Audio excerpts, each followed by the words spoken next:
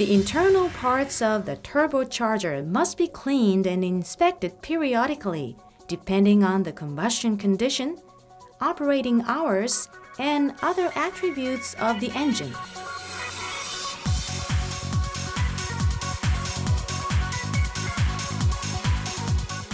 Remove the nuts connecting the silencer and the scroll, beginning with the bottom side. Also, loosen the bolts that fasten the vibration stopper plate and remove the silencer.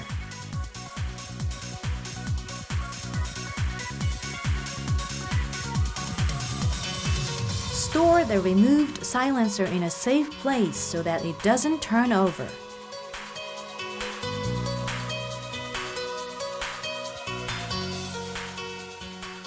With a clearance gauge, measure the clearance between the air inlet casing and the impeller at 4 locations: top, bottom, right, and left. These data will be necessary during reassembly. If the gas inlet casing is removed from the engine, measure the clearance between the turbine wheel and the gas inlet casing at 4 locations: top, bottom, right, and left in the same manner. Attach the eye bolt to the threaded hole at the boss of the scroll and lift with a wire rope.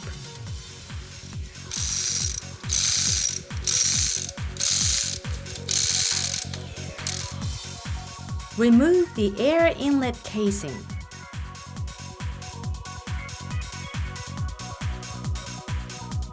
Draw out the casing by screwing the removed bolt slowly into the threaded hole at the flange of the casing.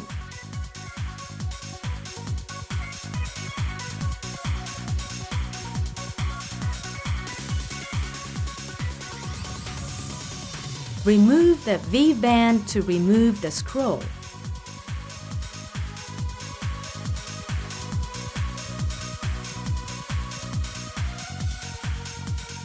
If it is not removed easily, knock it out with a shockless hammer.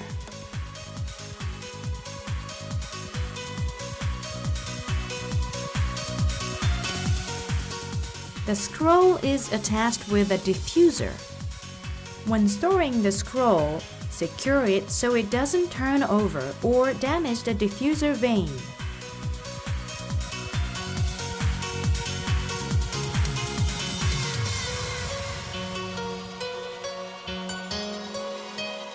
Remove the bearing pedestal attached with the rotor shaft from the engine, leaving the gas inlet casing on the engine.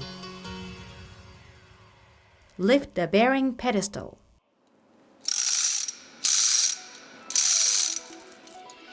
Remove the 2 bolts that fasten the fitting table and the bearing pedestal.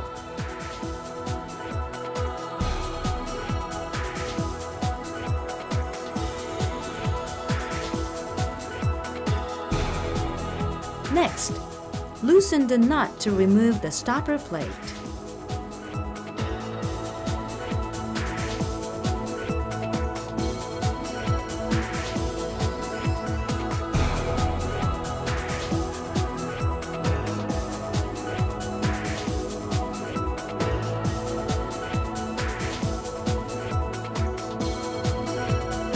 Remove the bearing pedestal.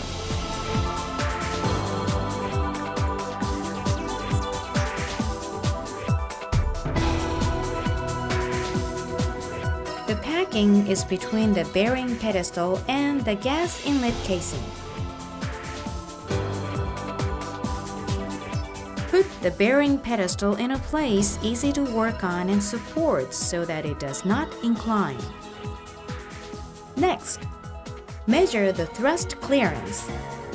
These data will be needed for reassembly. If the thrust bearing is filled with lubricating oil, accurate measurement is not obtained. Turn the rotor shaft 10 times or more.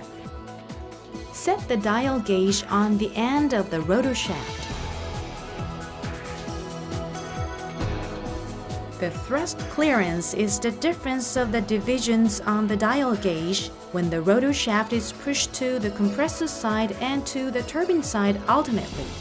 Take at least 5 measurements and check that the values do not vary.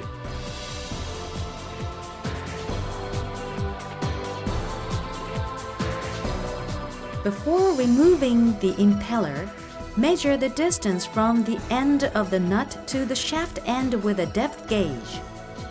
You will need this dimensional value for checking that the amount of tightening is correct after reassembly.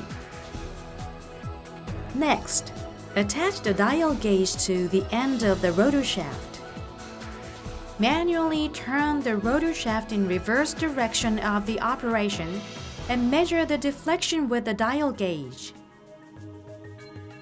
These data will be needed for comparison during reassembly. Please check if the match marks of the impeller and the shaft nut align with each other. If they don't, take the record of the relative positions, that is, the circumferential movement of the shaft nut. While holding the turbine wheel, loosen the locking nut with a spanner.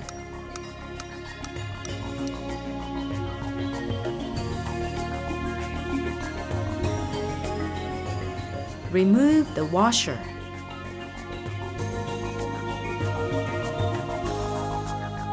Attach impeller removal fittings to the boss of the impeller using bolts. Slowly turn the handle and pull out the impeller.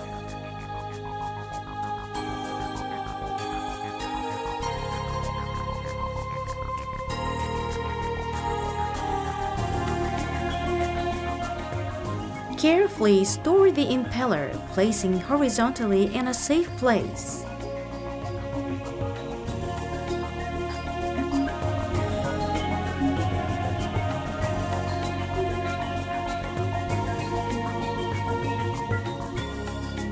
Remove the bolts and the oil thrower.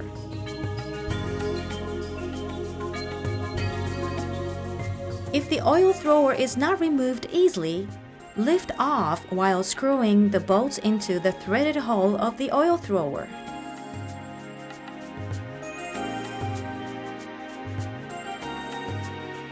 Remove the sleeve.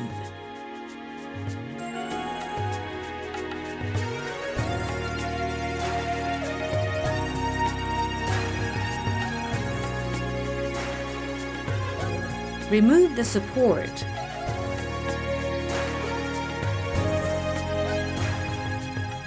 After removing the bolts, screw the removed bolts into the threaded hole in the flange and lift off.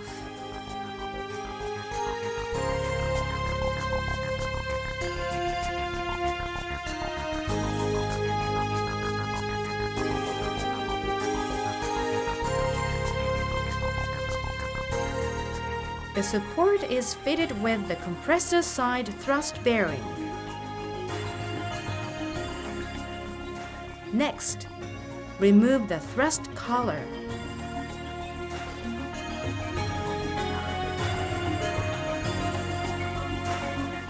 Protect the rotor shaft by winding thin tape around the tip of the thread part.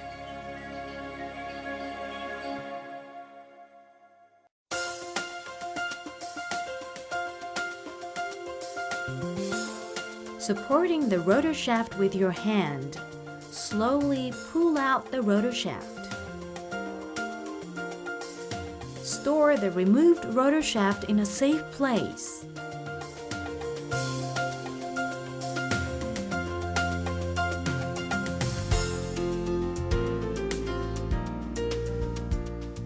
Remove the retaining bolts and washers of the labyrinth packing.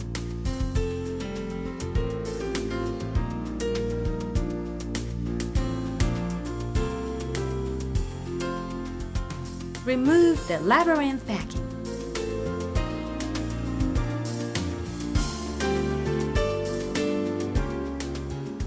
When the labyrinth packing is removed, the turbine side journal bearing is seen.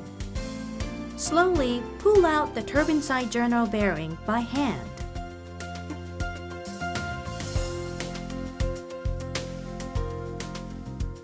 the bearing is attached with a nozzle.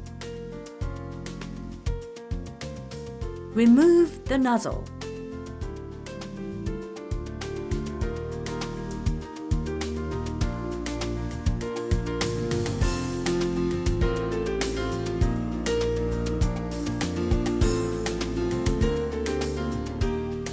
Screw the removed bolts into the threaded hole of the thrust bearing, and then remove the bearing. When the turbine side thrust bearing is removed, the compressor side journal bearing is seen.